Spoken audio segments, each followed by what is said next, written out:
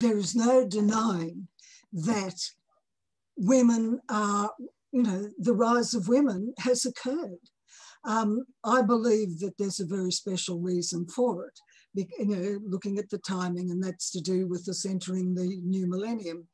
But forget about that. Just look at, I talk about conscious feminism, how you've got to be really careful not to be, not to be a bitch, but to be, use conscious energy to do the sorts of things you want to do. Sylvia and me. Sylvia and me. Sylvia. Hi, I'm Sylvia Beckerman, host of the podcast series Sylvia and Me, conversations with extraordinary, inspiring women. I'm Kashonia Carnegie, and I'm a moral philosopher with a PhD in conscious change, the ethics of conscious change. And I'm also the author of the Conscious Change series of books. And I'm here with Sylvia and me. Kashonia, thank you so much for being here. Eh? Thank you so much for joining me today. And it's not that you're just around the corner. You're in, where are you located? I'm in the state of Victoria in Australia. So it's the southernmost mainland state in Australia on the east coast. Fantastic. So it's actually right the opposite side of the world to you. See? Technology allows this to happen. Otherwise, we probably never would have met. So, well, we wouldn't. And also, the other thing is with COVID, none of us would have left our front door. And we are virtually leaving our front door and meeting some amazing people. And conscious change, ethicist, moral philosopher. Can you explain what, to our listeners, what that means? The ethicist or the moral philosopher part, or both? How about both? Okay. Philosophy is probably, well, not probably, is the oldest form of academic education. And moral philosophy is one of the foundations. There's the philosophy of science, moral philosophy, and a range of other different forms of philosophy as you go along. And the moral philosophy is more the academic underpinning of what is commonly known as ethics. So ethics, though, the interesting part about ethics that I always love to tell people, because when I first started to study ethics, I didn't realize there were two different types of ethics. There's the philosophy-based ethics, and there's also, in more recent times, has become a social science form of ethics. But the difference is, and the way I always used to explain it to my philosophy students as much as my ethics students, is I always use the analogy of an archer, a bow and arrow type archer on a driving range. And the social science-based ethicist works out why the person took up archery, how they're able to judge which way to turn which way to face because of the wind blowing, what are the things that will make them hit the target more accurately, whether they should turn at an angle, all these different things. That's what a social scientist does in relation to ethics.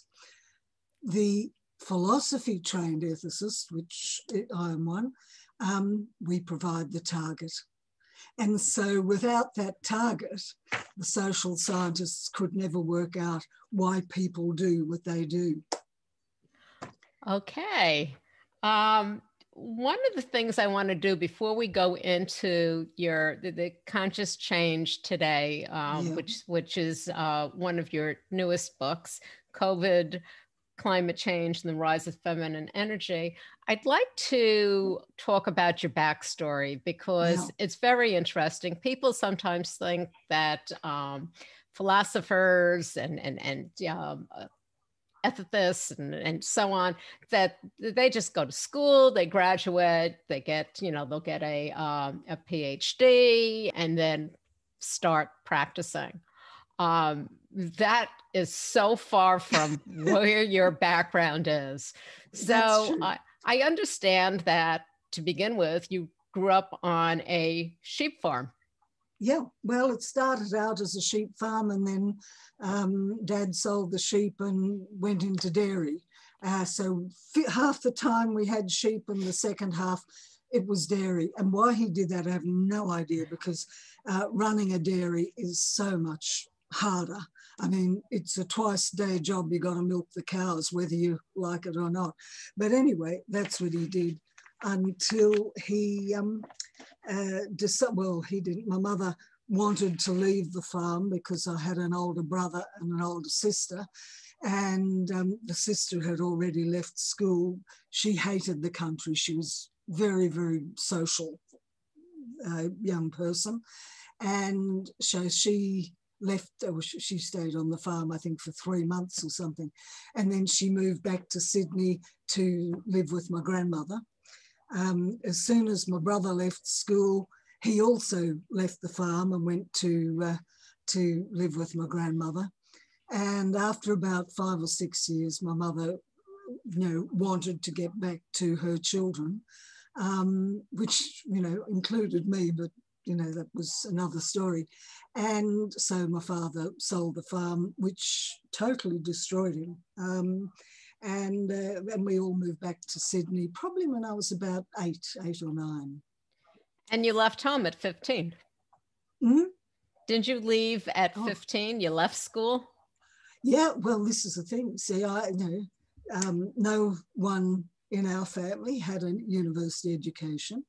And so I went back to Sydney, went to school there, and I left school in, I think it's now called grade 9. You would call it, I think, yes. Grade 9, when I was 15, because the culture of the day in which I grew up was that girls got married and had children. That was their lot in life. That was it. And so I couldn't see any point in continuing my school education if that was what I had in store for me.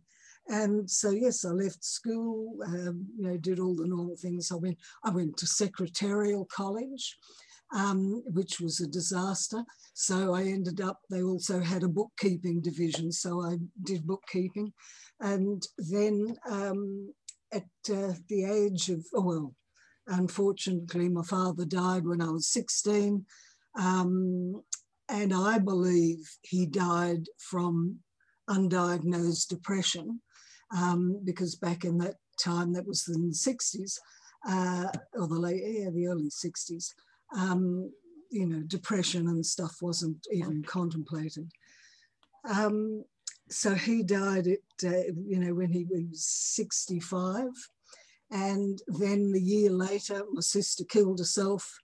And the year after that, my mother was pretty anxious to get rid of me. And so she basically talked me into getting married to the boy I'd been going out with for a while.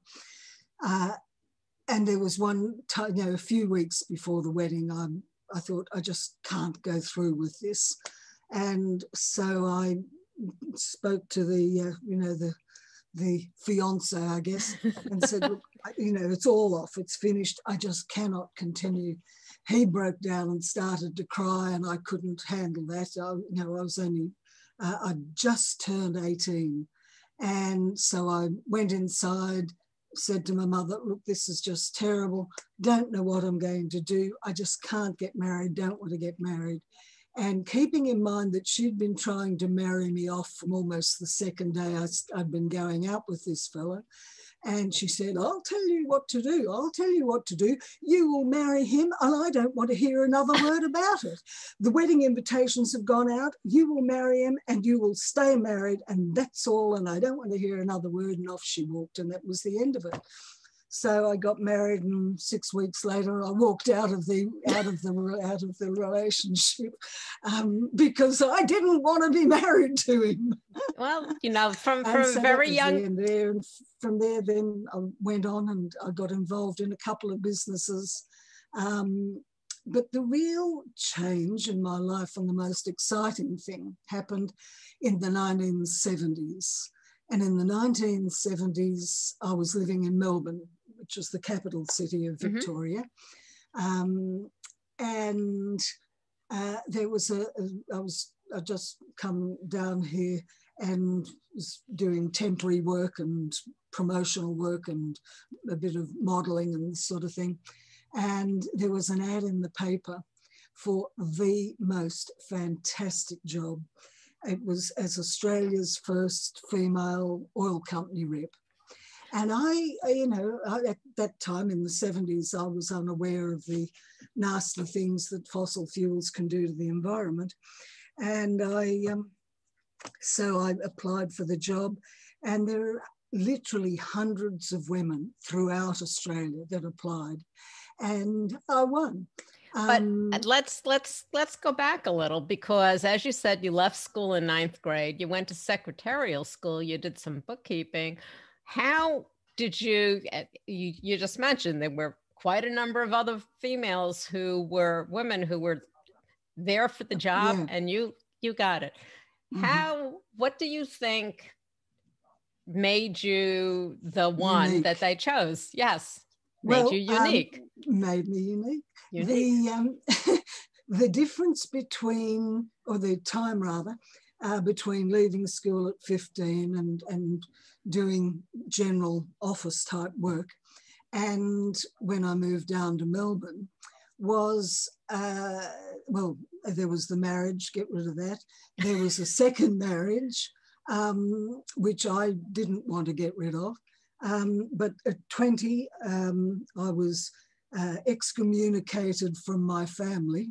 So my mother had already gotten rid of me once as far as getting me married, but I ruined that by getting unmarried. Okay.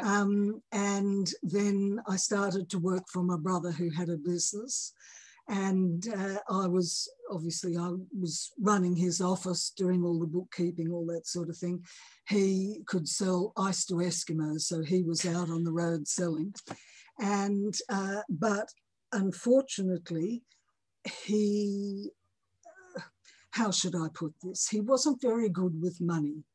And he was 8 years older than me, so I was just the little sister who didn't know anything. And of course, I was a girl, which didn't help. And so my father had left my mother very, very wealthy. In today's money, a multi-millionaire. And bit by bit, he talked my mother into giving him all of this money that my father had left my mother on the proviso that she divided it equally between the children. So half of it was meant to be mine. But instead of that, she gave it all to my brother. I kept on saying to her, don't do this, the way it's going, business is going to fail, I could tell. And he was not impressed with with the way I was approaching it. And he made up a whole lot of lies and said I'd stolen all the money and I was the one responsible for the business failing. And I must leave the company and never, ever have anything more to do with the family ever again. Well, that's something else. So it evidently didn't stop you. Well, no. I mean, that sort of finished that side of the family, so I didn't have that. But then from there, I was married a second time, which only lasted for, I think a large part of the problem was I had a miscarriage and things seemed to go downhill after that. And so he ended up leaving, and I was at the time living in what we call the outback in Queensland, which is right on the edge of the Simpson Desert. So in the very, very far southwest of the state of Queensland, which is the northern state. I've lived all over the country. And I was living there because I had nowhere else to go. I had no family to go back to. I was sleeping under the stars. And while I was there, or, I'd been there about over a year, and a young geophysicist came to town doing some oil searching. And so he needed someone to help him with his work, with his photography work and his figures and all this sort of thing. And someone in town recommended that he have a talk to me because I was just sort of hanging about.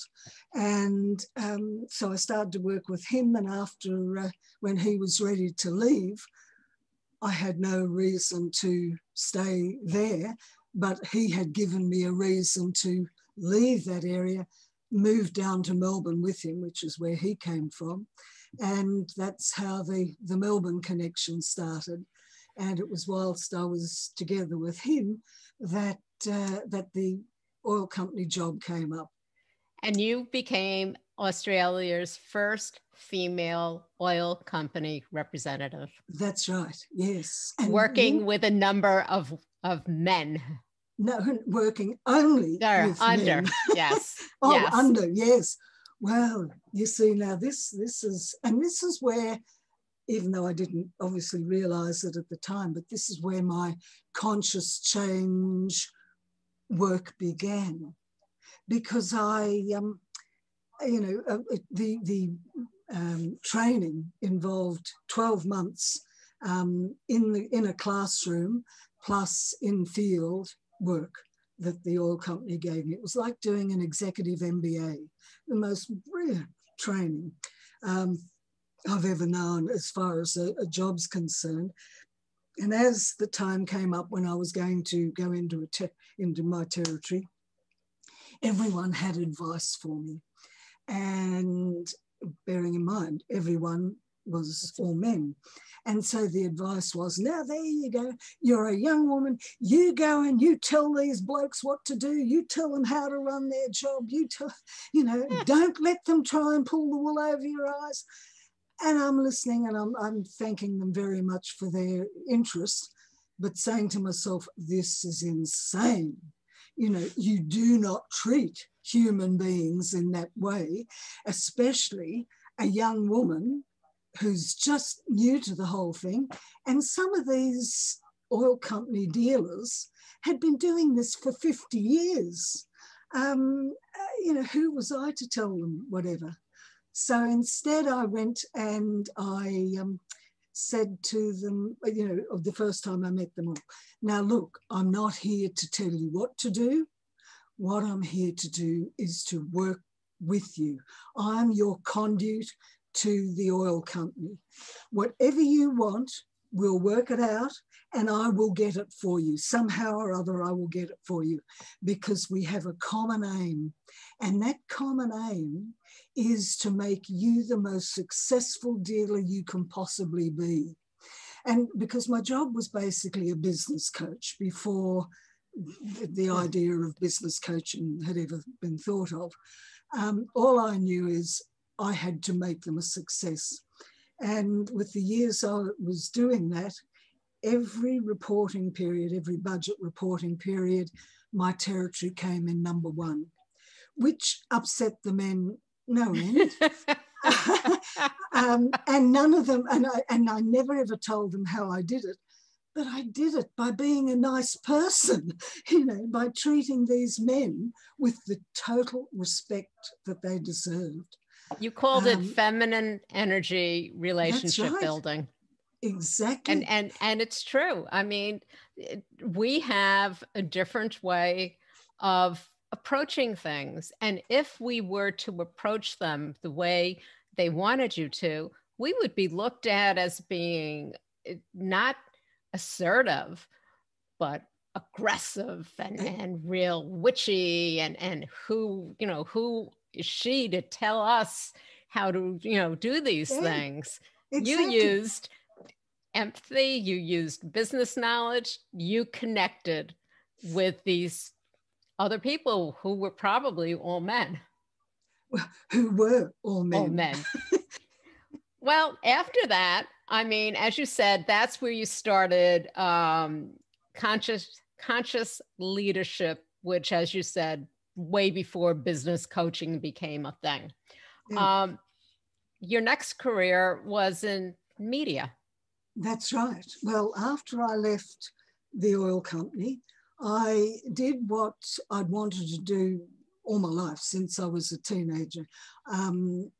I'm not quite sure why I loved radio so much, but I did a little bit of television first, and then it was a Metoo experience that ended my television career.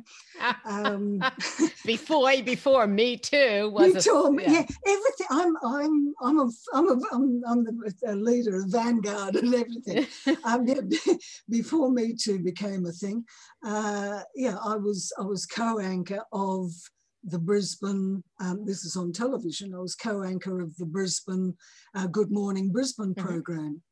But only for a very short time, because I kept on running out of excuses as to why I wouldn't sleep with the producer. And finally, I thought, this is all too hard. It is just too hard. And I left and went into where my first love was, which was radio. As a teenager living in Sydney, I used to go to the radio. This was at the time of the Beatles. And after school, I would go into the city to the different radio stations, and I'd run errands for the DJs that were on air at the time, and I'd sit in the studio and all this sort of stuff. Anyway, so I, did some door knocking and writing lots and lots of applications and sending lots of audition tapes. And yes, I got involved in radio, in talk radio. And I was doing that for, over about 14 years. And in 1988, I won. So the radio part was in the 80s. It was interesting because the last job with the oil company, that was the 70s. The 80s was all radio. And I won in 1988 the Australian Award for the Best Voice on Australian Radio, which was pretty exciting. And it wasn't for how I sound. Well, in part, it was a little bit for how I sounded, but it was for how I spoke to my listeners and how I listened to my listeners and how I was able to communicate with them. Well, that goes back to your oil company experience, how you related to the customers. So they were my customers, your listeners were your customers. Yeah. Okay. And so that continued, and my radio career ended with another Me Too moment. And when a very powerful executive, I didn't come to the party with him, and he said, look, you will never work in radio again. And I didn't. But as the universe would have, at that there was about a 6-month overlap, I had been able to apply to university. By this time I was 40, and I was able to apply to university in Melbourne here, and see if I could get a place that they were offering in university as a first-year undergrad, not having completed high school. And it was something, the window was for 2 years, the year I applied and the year after. And after that, for whatever reason, they closed it down. So I got in and started my academic career, which lasted about 12 years as well, or the equivalent of 12 years. But I did, there were three postgraduate degrees that I did concurrently, because I was so keen to get on to my PhD. So I did these 3 degrees concurrently. And then I started to teach. until and I was teaching in Australia, teaching overseas in Singapore and Hong Kong, until what most of the world called the global financial crisis occurred. In America, I think he called it the Great Recession. And the Great Recession came along, all my work was cancelled. And so over the next 18 months or so, I lost my house, I'd lost my job, couldn't get, because no one was hiring at that time, that's for sure. So I lost my job, couldn't get another job, and lost my house, lost my money, went bankrupt, and ended up almost living in my car with my dog and 2 cats. And then I met someone in town. I was living in a little country town in far north Queensland. And I didn't know this man well, but I was so desperate. I was 2 days away from moving into my car. And I said, what on earth? I said, all I've tried to do is just help people. And this is happening. I mean, in 2 days' time, I've got to move out of the rental house I'm in and move into my car. And I said, what on earth do you think is happening? He was a very I knew him not very well. I'd only met him once or twice. And he was a very spiritual man. He still is a very spiritual man. And he said, well, look, he said, it's interesting because only this morning he had a farm out of town and he had 2 cottages. It was only this morning that I had a call from someone who was going to move into one of my cottages to say, look, they'd found something more appropriate. They didn't really want to live on a farm. They found something more appropriate. I'd be more than happy if you came and lived there for a while, rent-free, until you get yourself sorted out. He said, but you better come and check it and make sure it's suitable. And I thought, yeah, well, if it's bigger than my car, it will be suitable. But to keep him happy, I went out that afternoon and we organised that, and that's where I stayed for about 4 years while I worked out what on earth was going on in my life. So it's hang on. Interesting. At each step of the way, the universe has stepped in and just saved me from falling off the cliff. But you didn't let yourself fall off the cliff. Well, you kept pushing and pushing and pushing, and you did it. I mean, so what I'd like to do is now get into, because that's kind of the buildup to your conscious change series of books. Yeah. And I'd like to ask you, what even got you started on that? Was it this experience where all of a sudden you see you're going to be living in your car, but at that particular moment, something took place, an event that led you on to a different journey?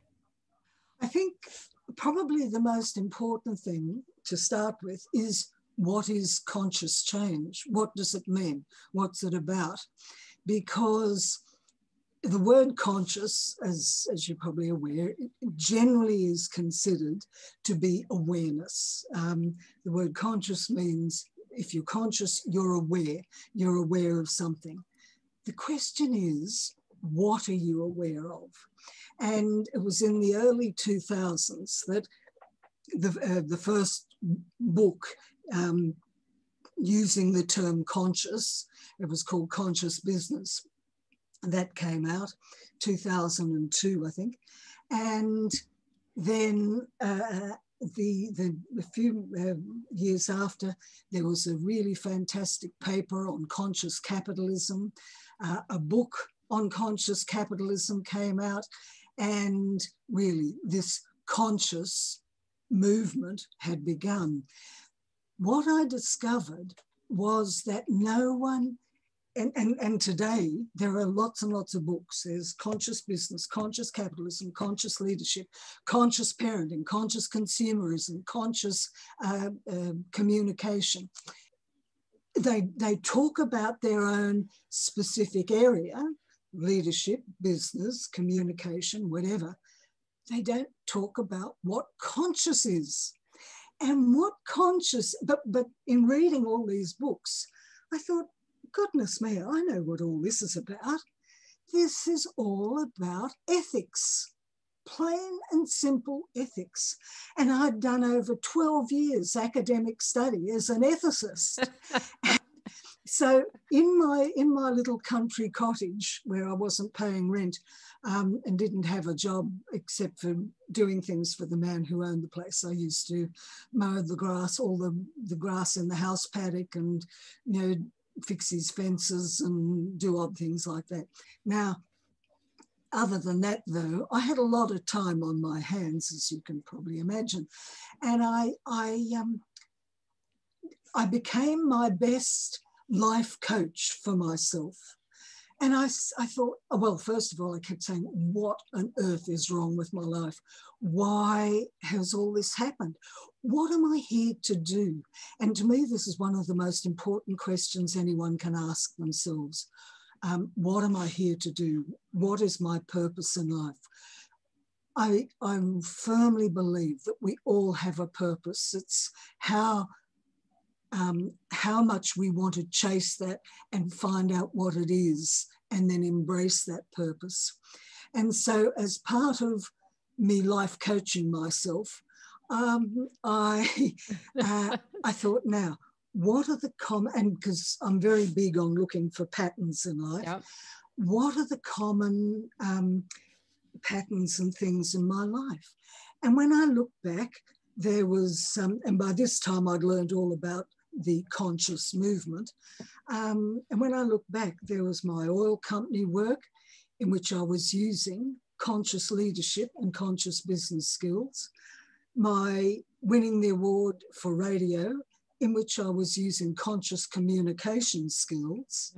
I went on to teach, and my PhD, my doctoral thesis, is called Heart-Centered Virtue Ethics, Raising Ecological Consciousness in Organizations. So my PhD, as if the conscious movement had been around when I submitted my PhD, it would have been a PhD in the area of conscious change. And I thought, hang on a minute, everything I do is to do with basically conscious change. And so from there, that's what got me started in this conscious change area. I wrote a number of books. I did a lot of research because, as I said, I had a lot of time on my hand. I couldn't escape from the country, from that rural area that I lived in, because I had no money. And I was living on social welfare payments, which put you below the poverty line. And so I did what I do best, and that was researched and wrote. And the books I wrote didn't do very well at all.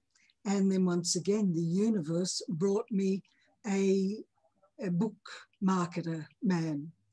And he said, let's have a look at what you've been doing. So I showed him one. He said, do you realize, Kashonia, that everything you've written, including your doctoral thesis, all have the word conscious or consciousness either in the title or in the subtitle? Oh, yes, you're right about that. I couldn't see the wood for the forest for the trees. And he said, look, what you've got to do is update them all, revise them all, restructure them all, and put out the Conscious Change series of books. And the Conscious Change series of books was born. Sick. Yay! And your newest one is Conscious Change Today, COVID, Climate Change, and the Rise of Feminine Energy. Well, actually, that's not the newest one. That was the first one I wrote last year. Yeah, and I say in the latest edition of that, in the very beginning, the first paragraph of that, I say something like, this book is a bit like my life. It started out as number one and has now been put at the very last book in the series. But it's had a lot of positives as well, because it's won a lot of awards, international book awards. It's got some great reviews. And so after writing that and putting it out and reworking it because of COVID, since then I've put out what I believe is in one respect is the most important book, and that's Conscious Intelligence Competencies, which is taking emotional intelligence to the next level. Emotional intelligence came out in the 90s, and it was one of the foundation theories of my PhD. But we've passed it. We must now look at the relationships that we're all involved in relationships with ourselves, with others, and with the world, and with especially the environmental world. And so there's that one. Then the companion book for that is Conscious Self-Discovery, which is up there. But to me, the book that I love is Conscious Meaning in Your Life. And it's about how to find develop a meaningful life, and how to have a meaningful life, and the incredible benefits that come, and how to find your purpose. And so that's what the first book now.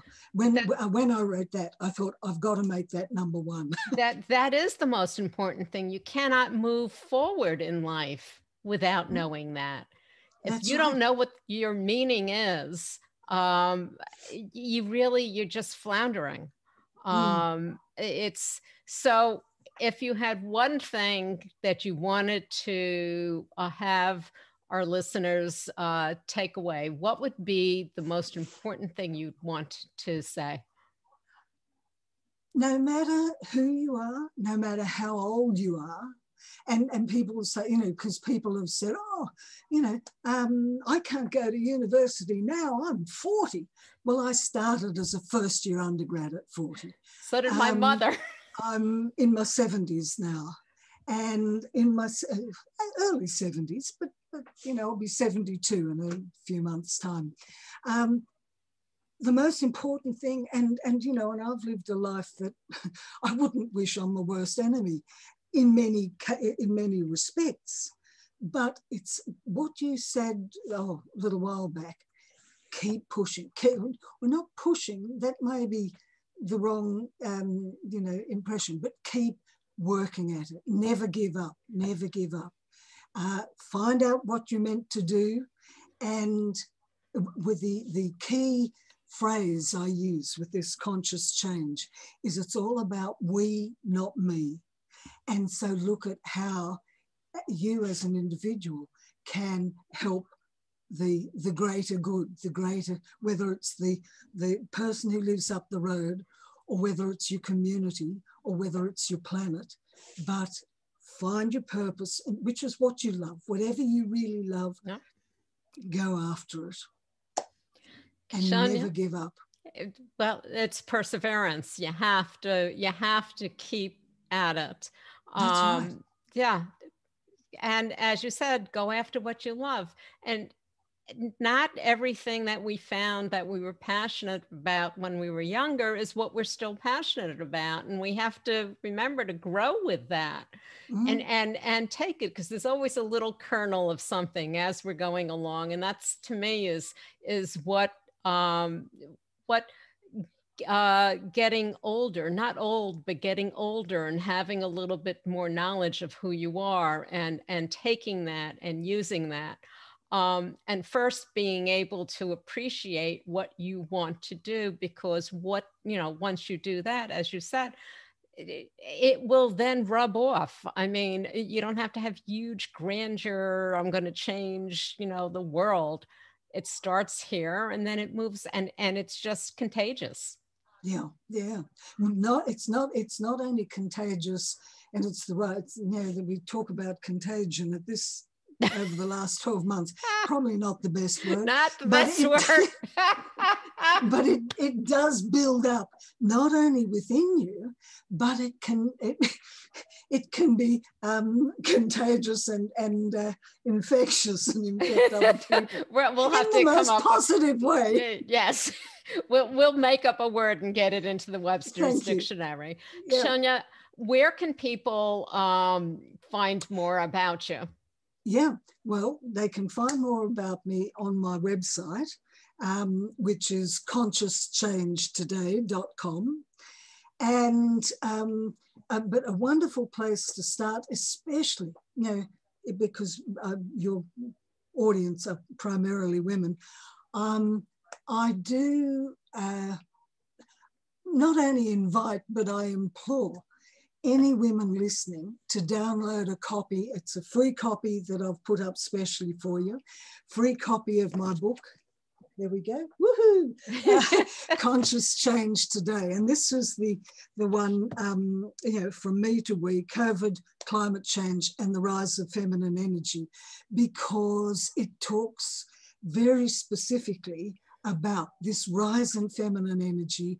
I offer a theory, and whether people agree with it or not, I don't care. There is no denying that women are, the rise of women has occurred. I believe that there's a very special reason for it, looking at the timing, and that's to do with us entering the new millennium. But forget about that. Just look at, I talk about conscious feminism, how you've got to be really careful not to be, not to be a bitch, but to be, use conscious energy to do the sorts of things you want to do.